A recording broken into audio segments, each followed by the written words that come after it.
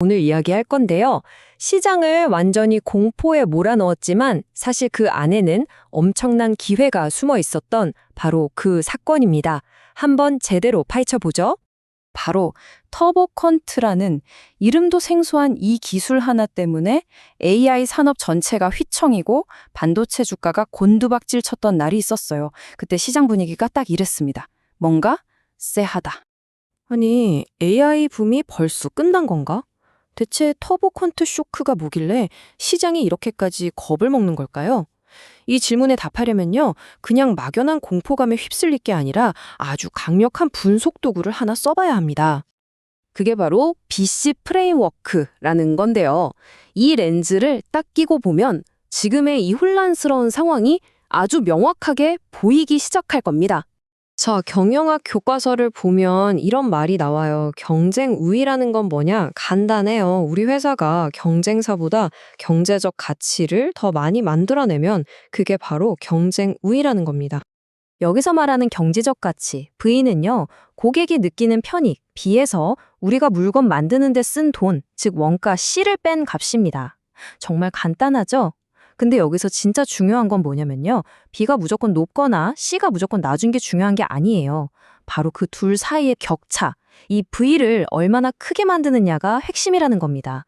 자, 그럼 이 BC 프레임워크를 머릿속에 딱 넣고 다시 AI 시장으로 돌아가 보죠. 도대체 투자자들은 왜 그렇게 겁에 질렸던 걸까요? AI 반도체 시장을 보면요. 이게 하나의 거대한 생태계 같아요. 구글이나 메타 같은 빅테크가 고객이고요. 이 고객을 위해 엔비디아가 GPU라는 설계도를 그리고 SK하이닉스나 삼성이 HBM 같은 핵심 엔진을 공급하죠. 그리고 이 모든 걸 실제로 만들어내는 제조 공장이 바로 TSMC인 셈입니다.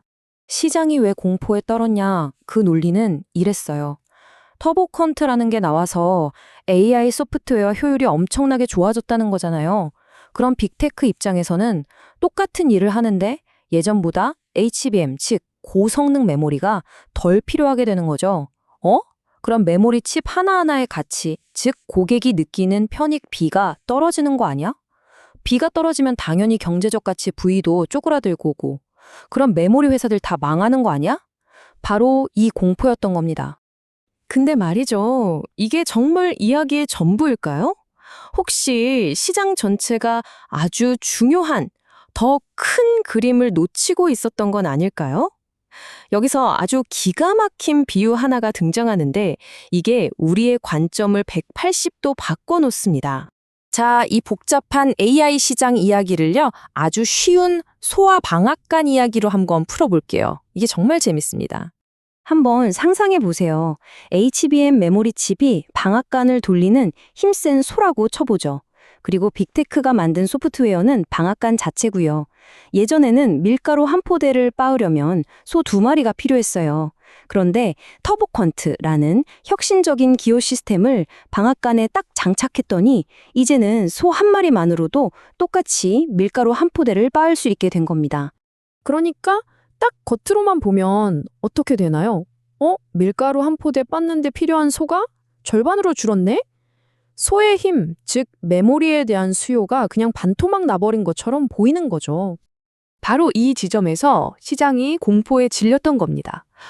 소 농장 주인들, 그러니까 메모리 회사들 다 망했다 하고요. 그런데 말이죠. 그들은 혁신이 가져오는 아주 중요한 효과 한 가지를 완전히 놓치고 있었어요. 반전은 이겁니다. 소 1마리로 밀가루를 빻을 수 있게 되니까 밀가루 만드는 비용이 말도 안 되게 싸진 거예요. 그러자 갑자기 무슨 일이 벌어졌을까요? 이전에는 비싸서 밀가루를 못 사 먹던 동네 사람들까지 전부 다 밀가루를 사기 시작하는 겁니다. 즉, 밀가루에 대한 전체 수요가 100배, 1000배 폭발해버린 거죠. 이 그래프가 결과를 아주 명확하게 보여주죠. 보세요.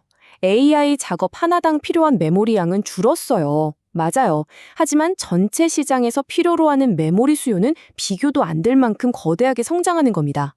결국 방앗간 주인은 어떻게 해야 할까요? 예전보다 훨씬 더 많은 소를 사들여야 하는 상황이 된 거죠. 바로 이 소와 방앗간 이야기가요. 우리가 경쟁을 어떻게 바라봐야 하는지에 대한 아주 중요한 통찰을 줍니다. 시장이 패닉에 빠졌던 건 파이가 고정되어 있다고 보는 정적 경쟁의 관점으로만 세상을 봤기 때문이에요. 고객이 이득을 보면 공급자는 손해를 본다는 제로섬 게임으로 생각한 거죠. 하지만 이건 전혀 다른 게임이었어요. 고객의 혁신이 오히려 공급자까지 포함한 시장 전체의 파이를 어마어마하게 키워버리는 동적 경쟁의 완벽한 예시였던 겁니다.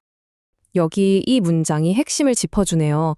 동적 경쟁에서는요, 빅테크처럼 까다롭고 강력한 고객이 오히려 위협이 아니라 우리 회사를 포함한 산업 전체를 혁신하게 만드는 고마운 촉매제가 된다는 겁니다.